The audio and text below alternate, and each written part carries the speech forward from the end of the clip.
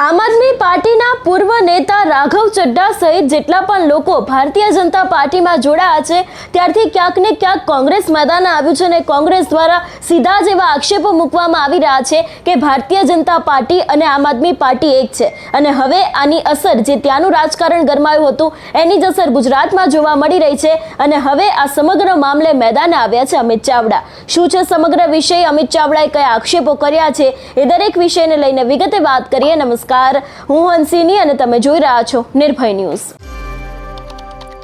ગુજરાતમાં આપણે જોયું હતું કે આમ આદમી પાર્ટીના પૂર્વ નેતા રાજુ કરપડા ભારતીય જનતા પાર્ટીમાં જોડાયા એ પણ સમયે કોંગ્રેસ દ્વારા ખૂબ જ પ્રહાર કરવામાં આવ્યા હતા અને હવે આવી જ એક ઘટના સામે આવી દિલ્હીમાંથી આપણે જોયું કે રાઘવ ચડ્ડા સહિતના ઘણા બધા એવા નેતાઓ છે કે જે લોકો ભારતીય જનતા પાર્ટીમાં જોડાયા અને હવે ધીરે ધીરે આ સમગ્ર મામલે કોંગ્રેસ દ્વારા ક્યાંક ને ક્યાંક પ્રતિક્રિયાઓ આપવામાં આવી રહી છે અને સીધા જ આક્ષેપો ભારતીય જનતા પાર્ટી ઉપર કરવામાં આવી રહ્યા છે। એટલું જ નહીં, અમિત ચાવડાનું તો એવું પણ કહેવું છે કે કાલે સવારે ઉઠી આખી આમ આદમી પાર્ટી ભારતીય જનતા પાર્ટીમાં જોડાઈ જાય તો કોઈ જ નવાઈ રાખવી નહીં। વધુમાં આ વિષયને લઈને અમિત ચાવડાએ શું કહ્યું તે સાંભળીએ।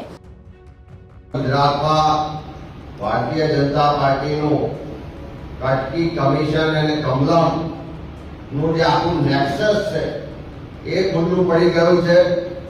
ભાજપનો ચાલ, ચરિત્ર અને ચહેરો ગુજરાતની જનતાએ સારી રીતે જોઈ લીધો છે, ઓળખી લીધો છે અને બીજી તરફ આરએસએસ ની વિચારધારાથી બનેલી આરએસએસ અને બીજેપીની સ્ટ્રેટેજી મુજબ ચાલતી અને એના જ ફંડિંગથી ચાલતી આમ આદમી પાર્ટીને પણ લોકો હવે ઓળખી રહ્યા છે। આખા દેશમાં 2013ના વર્ષથી જે રીતે લોકશાહી વ્યવસ્થા અને લોકોને છેતરવા માટેનું એક વ્યવસ્થિત સુનિયોજિત ષડયંત્ર ચાલતું હતું કે ગઈકાલે દેશ ને દુનિયા સમક્ષ ખુલ્લું પડી ગયું છે। ભારતીય જનતા પાર્ટી અને આમ આદમી પાર્ટી ક્યારેય એકબીજાના વિરોધી હતા જ નહીં, ફક્ત દેશ ને દુનિયા સમક્ષ વિરોધી હોવાનું નાટક કરતા હતા અને દેશના લોકોને છેતરતા હતા। ગઈકાલની ઘટનાથી આપણો ઇતિહાસ જોઈએ તો 13 વર્ષ સુધી જે જૂઠાણા ચાલ્યા, જે લોકોને છેતરવા માટેનું એક સુનિયોજિત ષડયંત્ર ચાલતું હતું, એના પરથી પડદો ઉઠી ગયો, દેશ અને દુનિયાએ જોઈ લીધું। ત્યારે ગુજરાતના લોકો આઘાતની લાગણી સાથે આ આખી જે ઘટના છે એને જોઈ રહ્યા છે અને એટલા જ માટે જ્યારે આખી ઘટનાના ઊંડાણમાં જઈએ તો આખી જે ષડયંત્રનું જે સુનિયોજિત પ્લાનિંગ હતું એને આપણે જાણી શકીશું।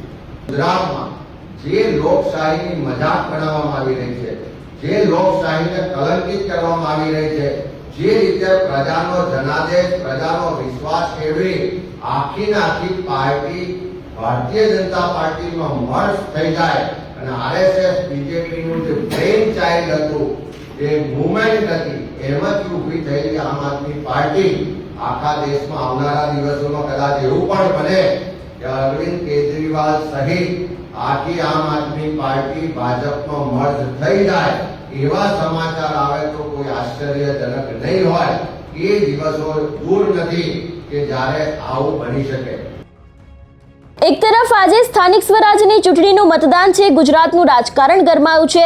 ભારતીય જનતા પાર્ટી એવું માની રહી છે કે આ વખતે ક્યાંક ભારતીય જનતા પાર્ટીનું જેવી રીતે પહેલાથી પડડું ભારે રહેતું આવ્યું છે એવી જ રીતે થવાનું છે, પણ એની જ સામે કોંગ્રેસ અને આમ આદમી પાર્ટી વિપક્ષ તરીકે અત્યારે હાલ પૂરતા પ્રયત્નો કરી રહી છે અને હવે ક્યાંક જે રીતે દિલ્હીનું રાજકારણ ગરમાયું છે એની જ અસર ગુજરાત ઉપર જોવા મળી રહી છે અને ગુજરાતના કોંગ્રેસના નેતાઓ પણ એક્ટિવ થયા છે અને ક્યાંક સીધા આક્ષેપો આમ આદમી પાર્ટીને લઈને ભાજપ ઉપર મૂકવામાં આવી રહ્યા છે। આ સમગ્ર વિષયને લઈને તમારો શું અભિપ્રાય છે અમને કમેન્ટ કરીને ચોક્કસ જણાવજો। તેની સાથે અમારી ચેનલ નિર્ભય ન્યૂઝને લાઇક, શેર અને સબસ્ક્રાઇબ કરવાનું ભૂલશો નહીં। નમસ્કાર।